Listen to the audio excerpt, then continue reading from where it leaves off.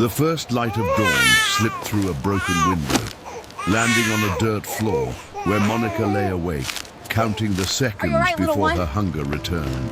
The shack around her was silent, except for the hum of an old refrigerator that held nothing but half a glass of sour milk. On a thin mattress beside her slept two little girls, Emily and Grace, identical twins with tangled hair and small, tired faces. At just 5 years old, they already knew what survival meant. Emily's arm rested protectively over her sister, a habit that made Monica's heart ache. This was no childhood, it was endurance. When the girls awoke, their first words weren't, "Good morning," but "Mom, I'm hungry." Monica had nothing left to offer but hope, and that was fading too. Yet as she watched their tiny hands clasping empty plastic bags, preparing to scavenge through the city's garbage, she whispered the same prayer she said every morning: "Keep them safe. Let them find something good today."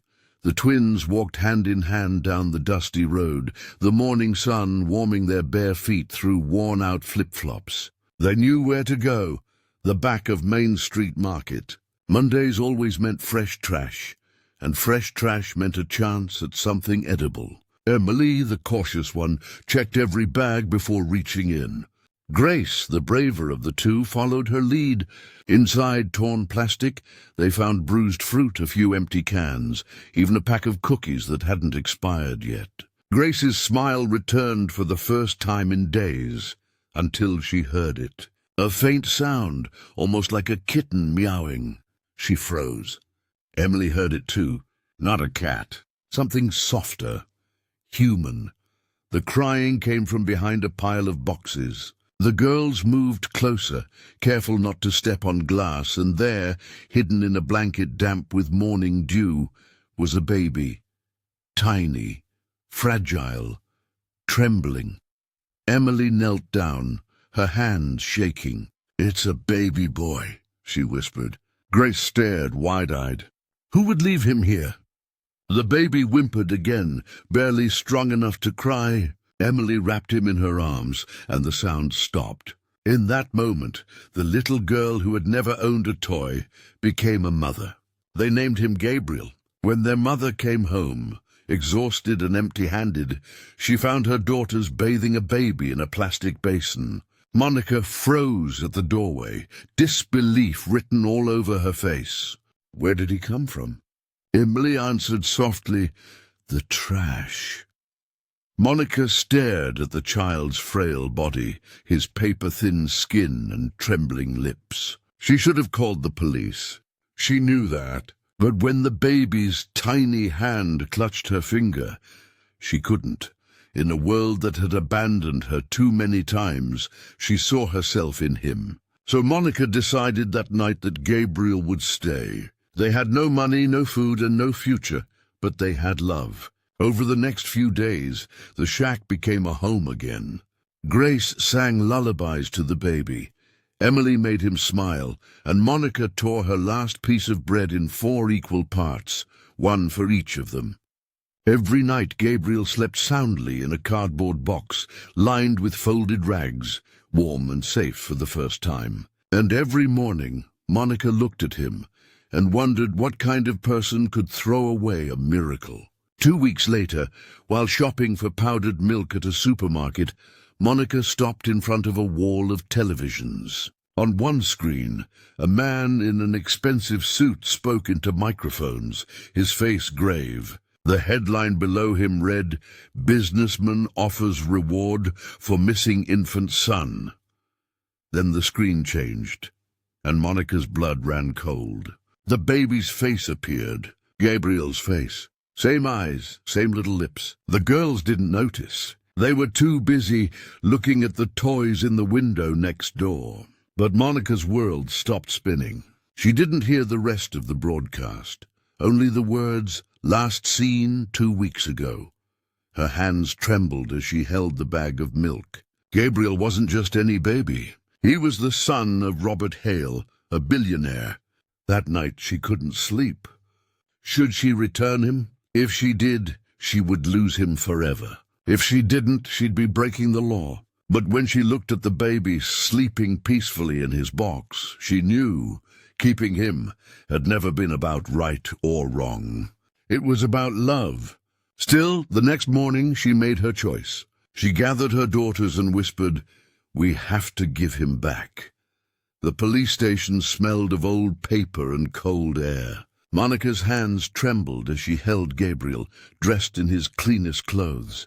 Emily and Grace, standing on either side, clutched their plastic bags like shields. Officer Ramirez listened as Monica told the whole story, from the trash pile to the sleepless nights. When she finished, he looked at her not with suspicion, but with respect. "You did the right thing," he said softly.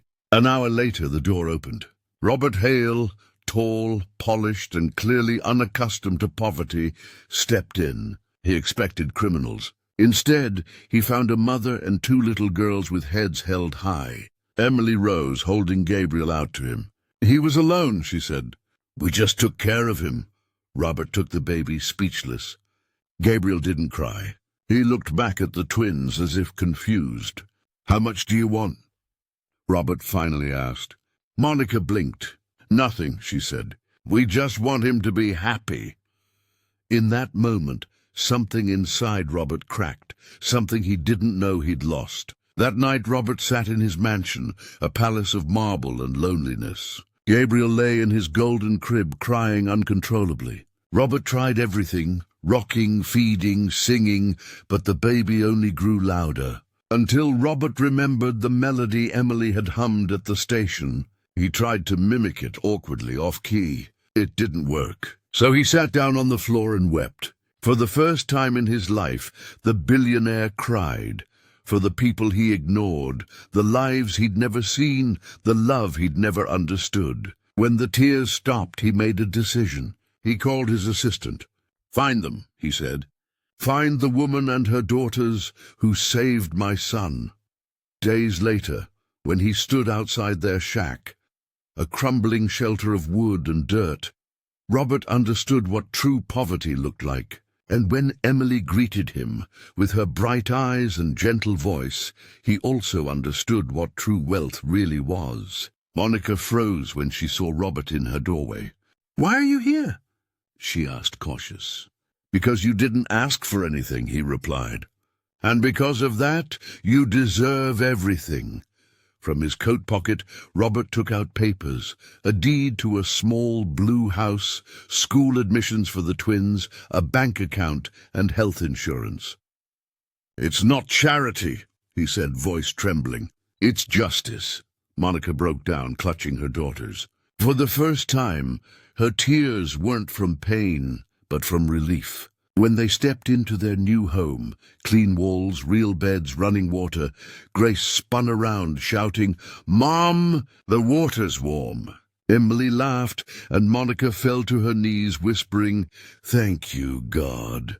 Robert stood at the door, humbled. He had spent a lifetime buying happiness, but that day, for the first time, he gave it away, and in doing so finally found his own. Years passed, and what began as a miracle in a pile of trash became a family bound by love. Gabriel grew up between two worlds, the mansion of his birth and the humble home that raised him. Emily became a doctor, Grace a teacher, Monica a social worker helping other struggling families. And Robert? He changed everything, his business, his priorities, his heart.